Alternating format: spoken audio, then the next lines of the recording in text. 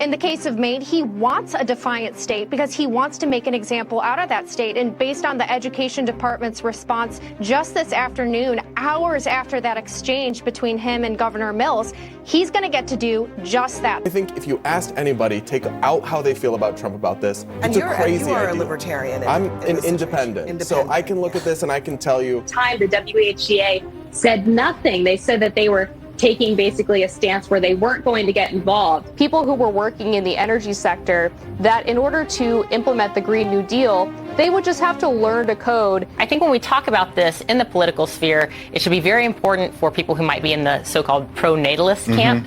What DOGE is doing is so important for the state of the federal government.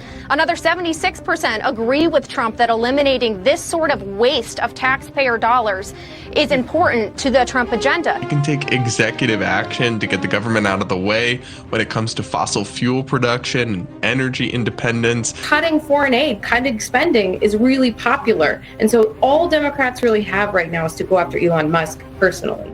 Students here at USF gathered together to hear a more civil debate. It's not just that it's not working.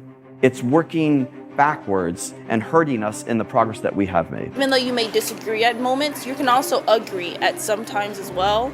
And that I think the whole point was to bring everyone together. I've been arguing this for 40 years. It's probably the single biggest mistake we've ever made, one of the biggest mistakes we ever made as a country. Californians are going home after a long day of work and they're charging it after the day of work and the sun has gone down, that's actually using fossil fuels from the grid to power the electric vehicle. You have an obligation to care about the world's first nation state. Back in classical antiquity, when David united the tribes of Israel in Jerusalem, that was actually in contrast to the Roman Empire model of imperialism. It's going to be the next generation that is impacted by the decisions that the prior generation makes. It's going to be the people in this room who security that we actually care about passing on to the country.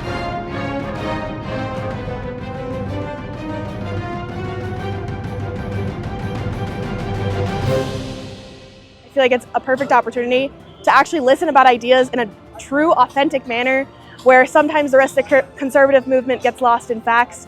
We talk about real situations that are happening all over the country, and we talk about real solutions. If we don't preserve and protect what has made America great since its founding, if we don't protect and preserve that, where do we go? I think back to some of our foundational beliefs as Americans, that all people are created equal and that we are endowed by God with our inalienable rights to life, liberty, and the pursuit of happiness. And that's something I think all Americans can come around and behind. And I think the Steamboat Institute can be a great uniting organization for Americans.